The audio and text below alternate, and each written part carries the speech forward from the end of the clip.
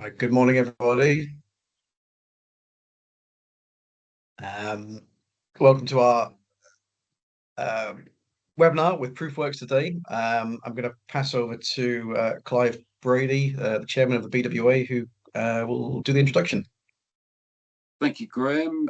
Morning, everybody. I don't think we've got everybody online yet, but I think if we're scheduled to start, so we'll kick off. Good morning to you all. Thank you for joining. A warm welcome to Rob Hollands from Proof 8, who is going to be speaking to you predominantly today. And Rob will introduce himself shortly. This is another dimension of our webinar program that we've undertaken with the BWA across many topics. Today is specific about using technology to unlock new efficiencies in warehousing trading.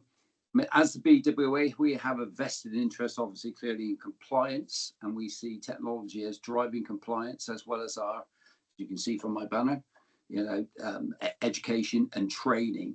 But technology, absolutely, as we all know, is the way forward. Graham, who's our secretary, is a big fan of AI and all that will bring to trade and business.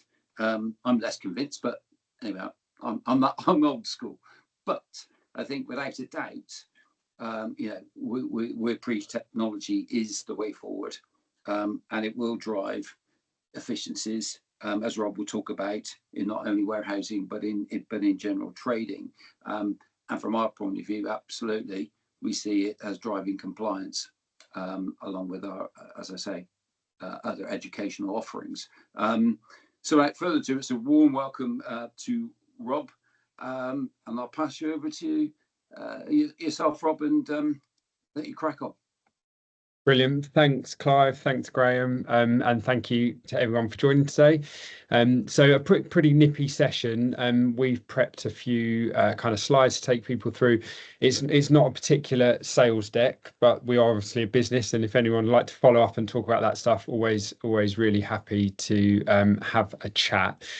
So let me share my screen and jump right into it. I think we're going to have some time at the end for questions.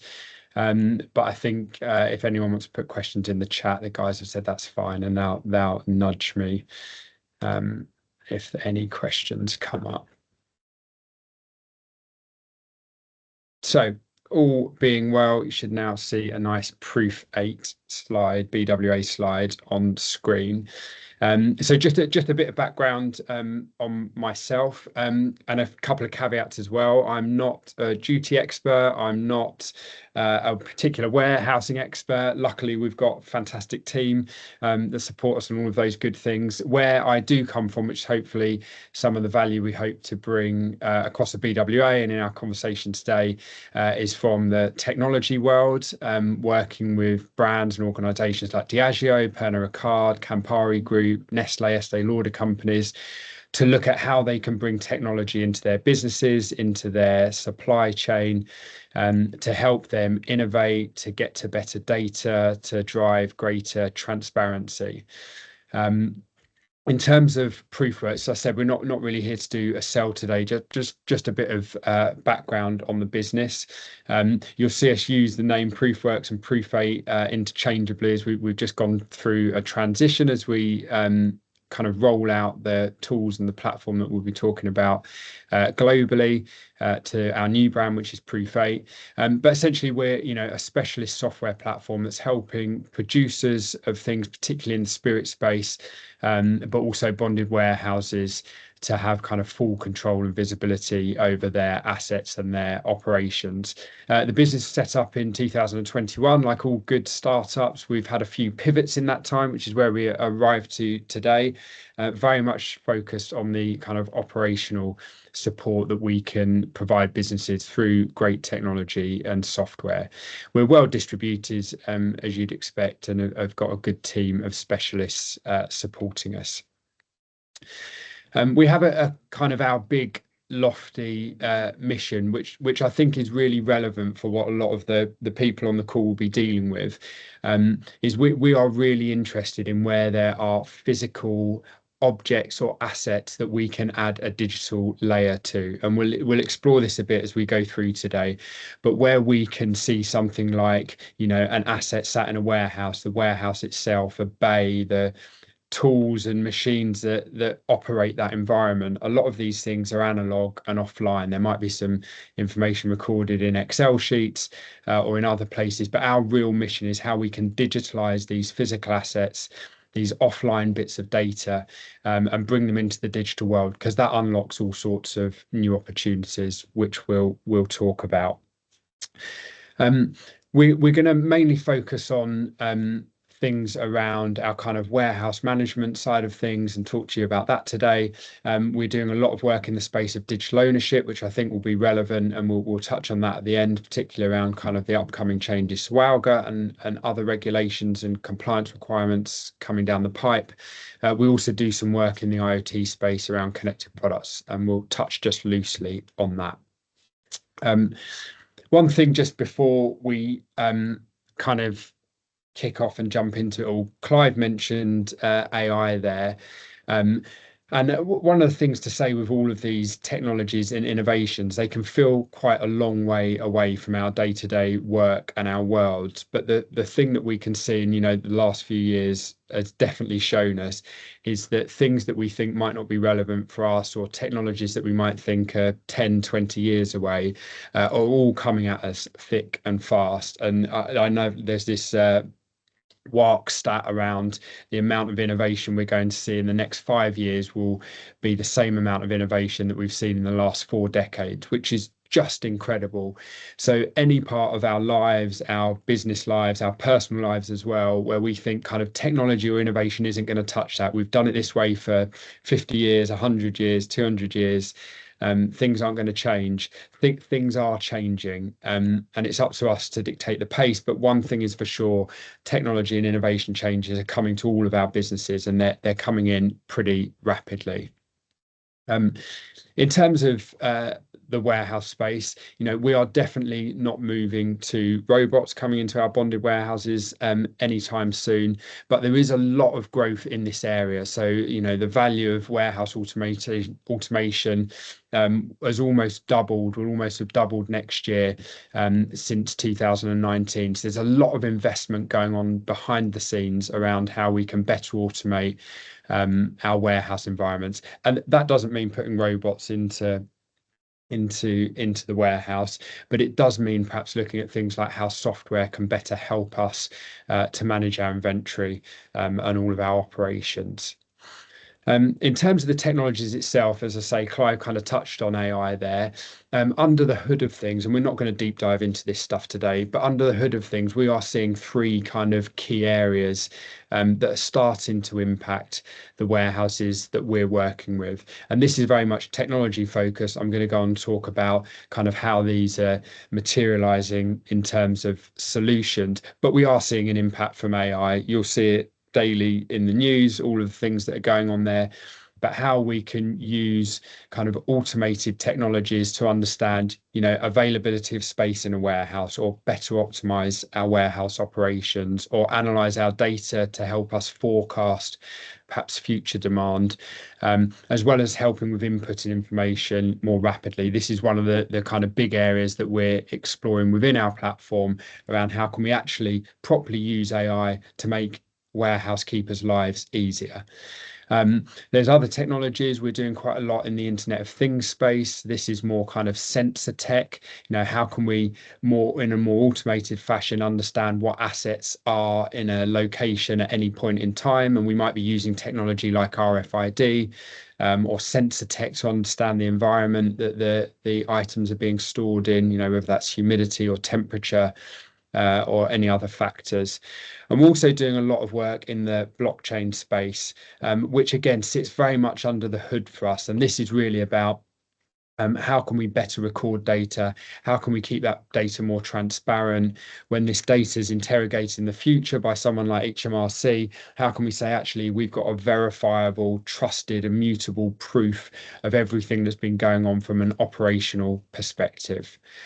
One thing I will say of all of these technologies is they all follow a hype curve of, there's loads of chatter. Blockchain's a really good example of this. 2 or 3 years ago, the blockchain space, the crypto space, lots of hype, lots of chat around wild use cases, owning a piece of art for millions of dollars that a kid is creating in their bedroom.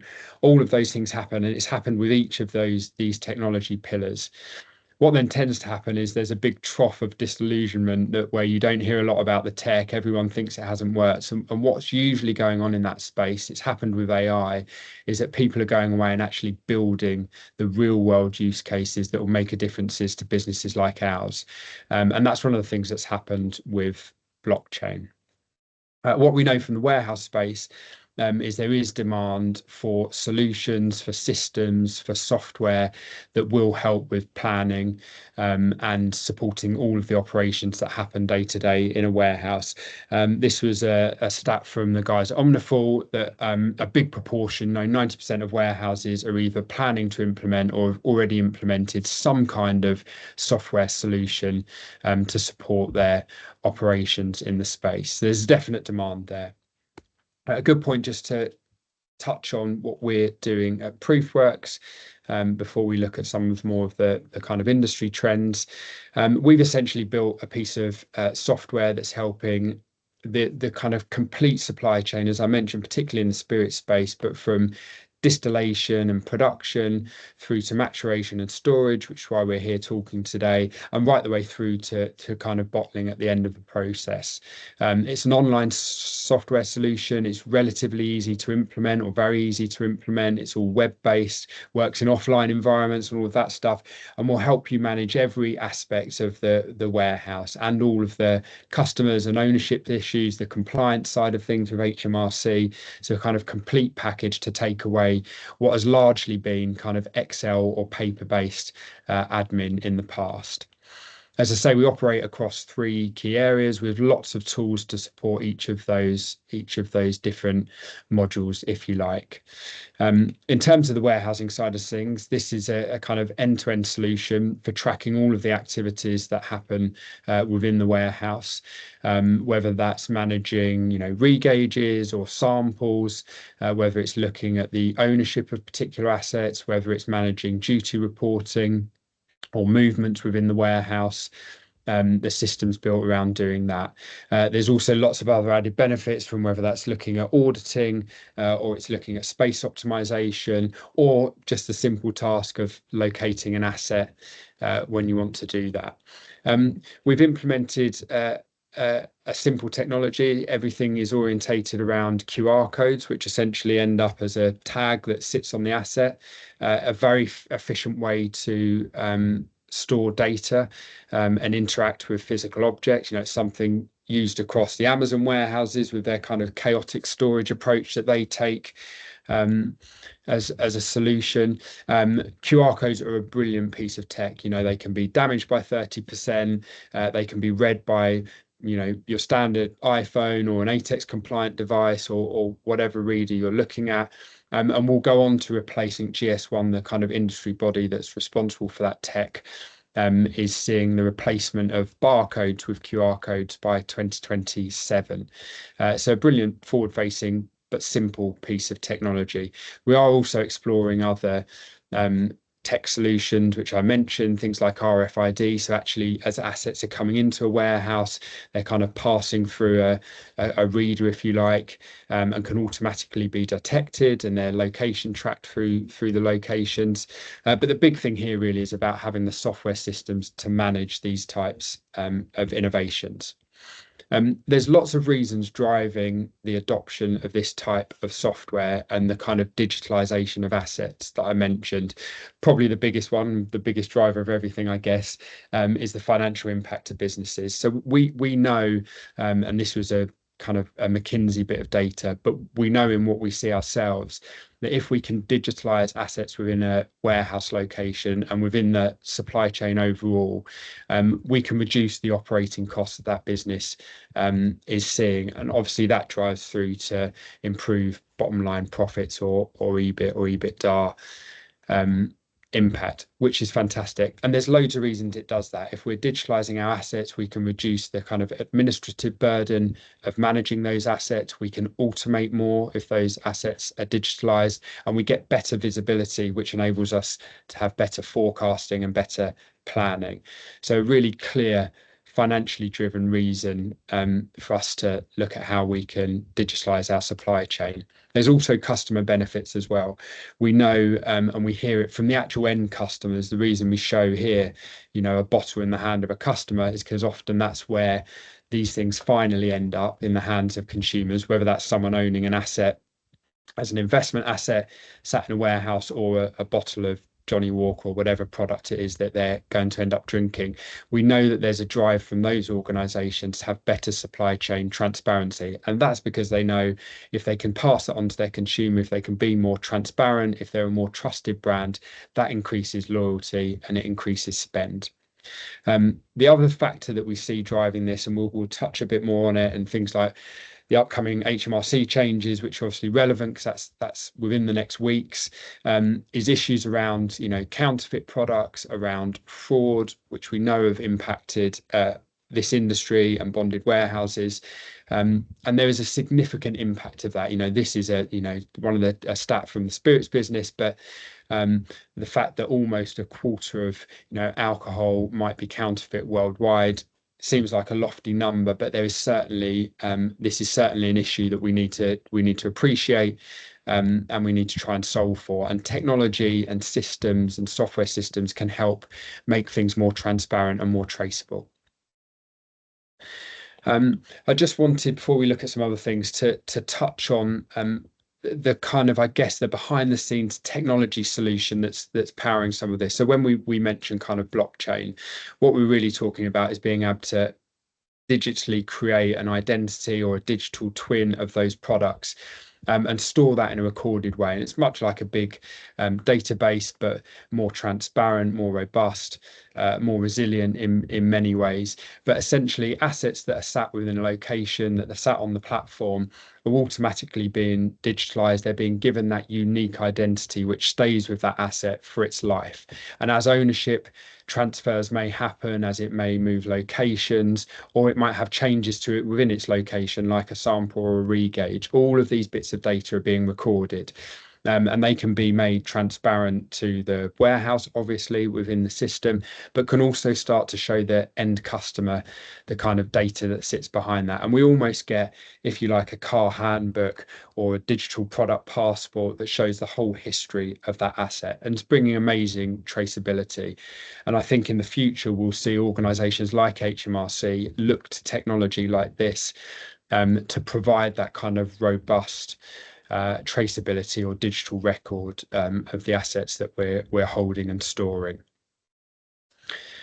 One of the positive things, I guess, about things like regulation and new policies that we have imposed on us is that they are a catalyst or a driver for change and innovation. And we hope with the upcoming WALGA changes, this will be something that drives the industry to, you know, change, to modernize, to improve the systems and process, and update that there, because we're going to have to solve some of the other things.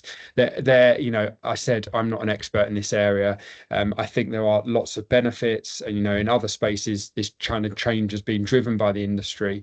But there are also challenges that come from this, and we're hoping that some of the things we've done on the platform feel like they're great solutions to solve these challenges. So we know there is going to be an increased burden for due diligence responsibilities on warehouse keepers. We know understanding that end customer, recording those changes, there is an overhead in terms of paperwork and compliance, and a responsibility to know that customer, prevent possible fraud things going on. So one of the things that digitalizing these assets and passing some of that responsibility back into the hands of the customer by making it transparent to them, by allowing them to keep their records up to date, by automating some of the things like KYC, we can help take away some of that due diligence burden, and some of the high risks of frauds and activities. We also, anticipate, and we've seen it with some of the partners we're working with, that there is an increase in kind of customer inquiries, in adjustments to paperwork, in the management of that information. And again, technology solutions that allow that some of those things to be automated, that take away some of the human error, that pass some of that responsibility back into the hands of the end owner, to manage that information, are obviously really, really valuable. The other thing with technology and tools is that that data is stored somewhere and all of the changes can be recorded. The audit trail is there to be interrogated, and looked at, and that's obviously going to help support those things. Just before we start to finish up, so on the seeing this in terms of a real world thing, we've got our customer portal that we make accessible to warehouses, which then they can obviously make accessible to their customers.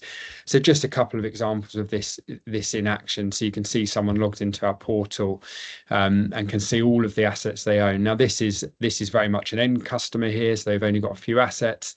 They can see all of the history and provenance of that asset. They can download their digital deed and have that kind of proof of ownership, which may have been tracked in other ways in the past, but they get their transparent and provable record of ownership there. This is also working for management agents or brokers that might be storing in a warehouse location. They can log in and see their more business to business version of this and manage all of the assets that they're holding, and request changes that obviously go through to the warehouse but can be tracked from their source. And we're also building some things into there like automated KYC, which is taking the onus and I guess the administrative headache away again from the warehouses and putting it into a system that's better placed to handle some of that side of things. So I just wanted to finish up a couple of bits. I wanted to just show you a quick 2-minute case study, which is the first time we've shown it actually, with one of our partner clients, Jackie, Carol and the team at Foundry Vault, who are hopefully some of them have been able to join the call today, but just a quick video case study really to show you what I've been talking about in action.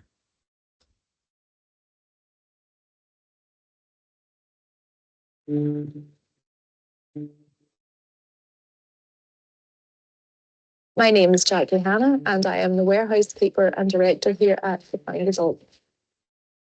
So previously, when we would have received goods into warehouse, we would have stocked everything on spreadsheets. The problem with spreadsheets is they're vulnerable. They have so much data and so much that we can get lost if someone was to press a wrong button, if someone is to take sick and someone else has to take over. And so we want the systems to run on both of our sites without that vulnerability and with full traceability for both HMRC and for the title deed holder of the cask. So after a lot of research and a huge amount of questions, there was only one solution, and Proof 8 provided the solution for us. The platform allows us to go into the warehouse at any moment, know exactly where a cask came from, what the details of that cask were, who owned it and who managed the cask. Third-party maturation is a very young industry and it's ever-changing. Proof 8 was able to change with us and find solutions to the problems that we're having on a daily basis. This platform will give that end owner the confidence and the assurance that their cask exists. HMRC will have the assurance that the audit trail is locked on blockchain, and the managing agents have accessibility to their stock at any particular time. We could have a lorry come in tomorrow morning and within half an hour, we can have it on our system. These are the QR codes that we print off and put onto the pallets. So once we put these cards on, we then scan that pallet and stock it into the location in the warehouse. Features I like the platform is I can see where my stocks are all sitting. Also, the one feature I really like is it takes away the human error. I can't duplicate whenever I go to stock. Also, whenever we bring in a load of casks, I can scan that pallet number and we can stock it as we're in the warehouse. It means that when I come in, the system is actually updated. Proof 8 has allowed us to remove the old certificate system that existed throughout the industry. And especially with change of ownership, when something would sell, we had no way of knowing, was the original certificate surrendered? Was it still floating around for someone to claim ownership with? And because of Proof 8, we're now able to have full traceability of that digital deed being transferred to the new owner, something that's incredibly important for not just us as the warehouse, for the owner of the cask, but also for audit purposes for HMRC. Definitely, it has made my job a lot easier. It's optimised sort of the maturation warehousing process for us. Definitely would recommend it for anybody.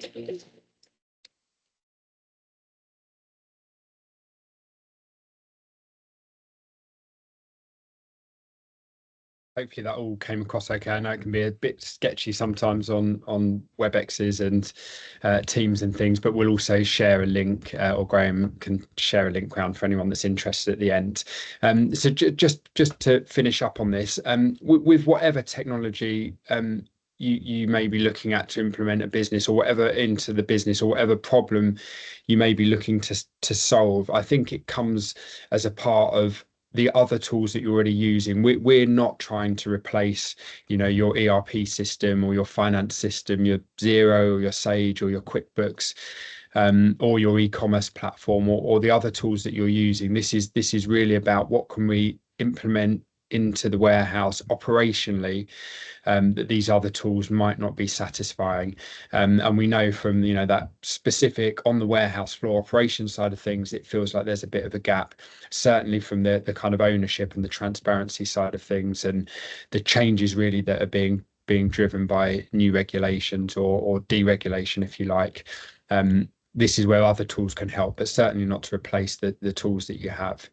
The other thing is that when you start to look at how we can innovate or transform some of these things, or better digitalize our warehousing, it unlocks other things that we may not have thought of. And we're starting to product some of the things that we're finding as we go into this space, things like car passports, which I touched on, this kind of idea that there is a kind of a car handbook, if you like, a proof of everything that's happened to this particular asset, wrapped up in something that might be end customer facing.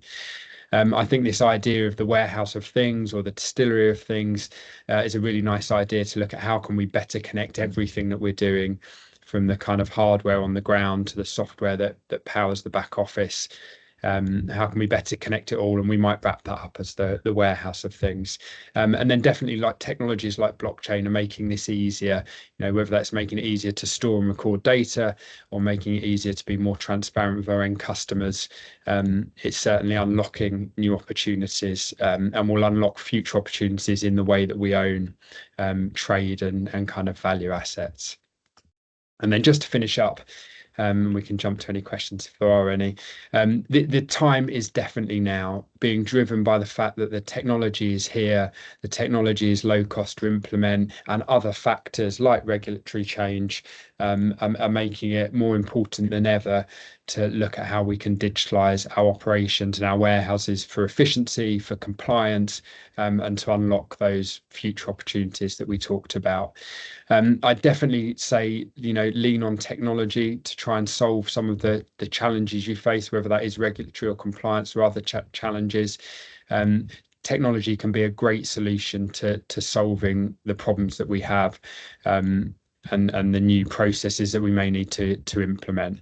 The other big thing is, I think it can drive a competitive advantage. Saying we are, the most connected warehouse, we are the most transparent warehouse, we offer these added value services like customer portals. All of those things can provide competitive advantage, and greater efficiencies. And the other thing, just to finish up on, is that this doesn't have to be, a huge overhaul of existing operations, or an 18-month, 2-year technology implementation. These tools, whether it's a platform like Proof 8 or something else you're implementing, you can start small. You can implement in trials, or just taking one part or one location, one warehouse, one team. Start small, trial, adapt, make the things fit your needs ahead of kind of scaling up, and rolling out.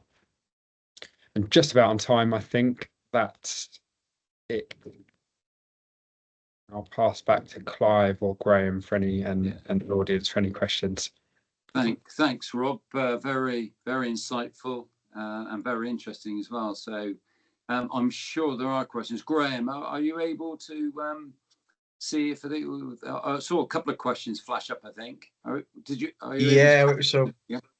So yeah, Alan Wright has asked, does Proof 8 link with HMRC systems such as EMCS and allow EDI links with customers' inventory or ERP systems? Yes, to those things. So we're doing some work with HMRC. We currently allow for duty reporting. We've automated that process. We are extending that out all the time. It is a slower process, but our ambition there is that we automate as much as that and as that process as possible. And we are integrating with ERP systems. So we've just done a nice integration with Microsoft Business Central. We've got quite a few other integrations on our roadmap, but that really is our goal. We don't want to replace the NetSuites of the world or the Business Centrals of the world that do a brilliant job.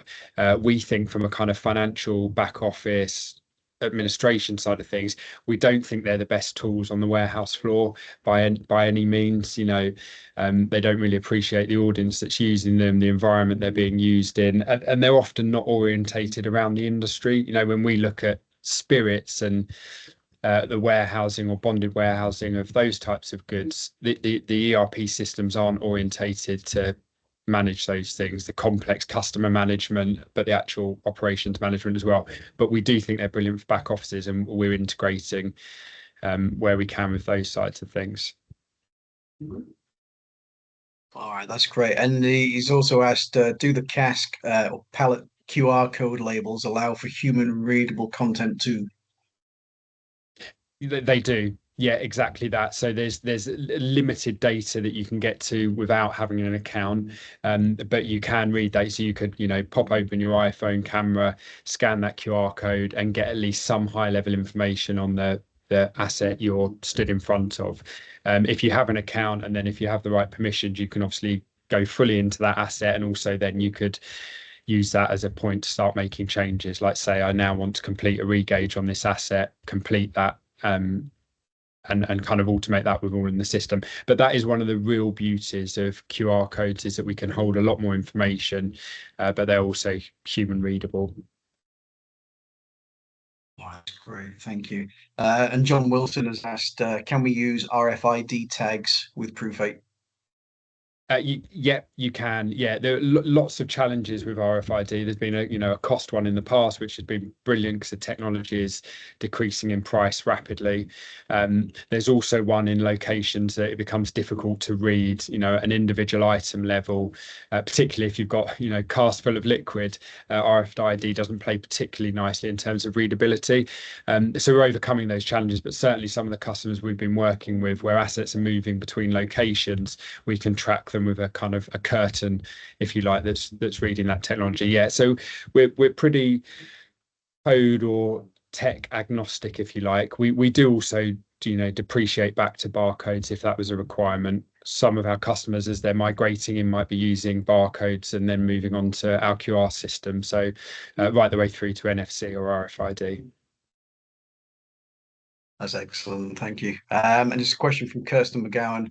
Can you give an indication on the cost to implement something like Proof 8?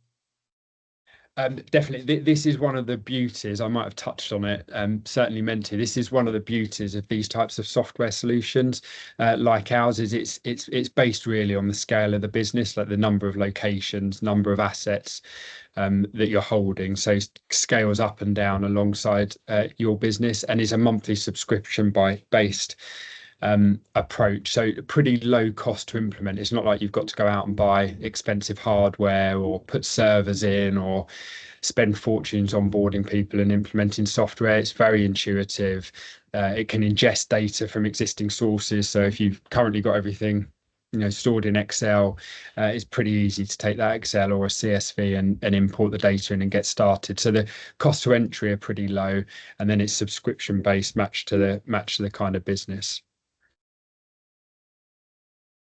Okay, that's excellent. Thank you very much. I can't see any more questions in the chat, but if anyone has got any questions, you can either raise your hand or put it in the comments in the chat. But if not, we will be sharing some details from ProofWorks following the webinar, along with this recording. That'll be going onto the website. So yeah, if there's any more questions now, please let us know. And I think the other thing, Graham, is if anybody thinks of a question after today, then they can ping that into you, can't they? Into your email address. Absolutely. Yeah. Yeah, secretary at the BWA.com. Just send it through. Great, and then we can pass that on to Rob for his response. Definitely, yeah. And from our perspective, I know I mentioned at the start, not here to do a software sell, but we've got a real passion for the industry as well, and we're active BWA members. We want to learn together and drive the industry forward together. So whether the question is relevant to our platform or it's just a tech implementation, something else question, we've got some great expertise. Love to chat. Yeah. No, I think you talking through that, Rob. I mean, dovetails nicely with the BWA's kind of direction of travel, which is technology is the way forward. It has to be the way forward. And it's a way of helping to drive out. It's not a single golden bullet, as we say. It complements other solutions that you would be utilising or the member would be utilising. But yeah, it's a way of assisting us not getting tangled into fraud, whether it be transit or outward diversion, as well as these WOGA or WOGA reforms, as you rightly say. The increased requirement on the due diligence and those increased obligations, which have always been there. To be fair, HMRC, well, nothing's changed. But the reality is, traders have been reliant upon HMRC approvals and authorizations. They no longer exist. So absolutely, using technology to tighten those aspects up and those control mechanisms is absolutely the way forward. So I think that dovetails nicely. Definitely, yeah, and it kind of puts some of the responsibility into the technology itself, which obviously doesn't have less error, but a continuous audit trail. Some of those things takes it away from the human side of things, which we love that, detach as much as we can into other systems or people's responsibilities rather than burden ourselves with. Yeah, absolutely. Yeah, absolutely. Graham, did I see a late question flash through? There is one more question. How quickly can the system be implemented? Oh, that's a good one. We've done an implementation in a couple of weeks, so pretty rapidly. It does depend on the size and complexity of the kind of operations, and how fast warehouse keepers and teams want to go themselves with implementing the system. But between 2 weeks to maybe a couple of months for more complex operations.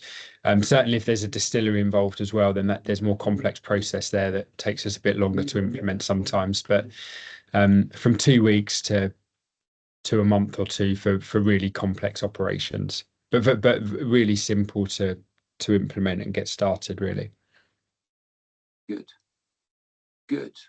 Excellent. Okay, Graham, is that it from the chat? Yeah. Yep, that seems to be it.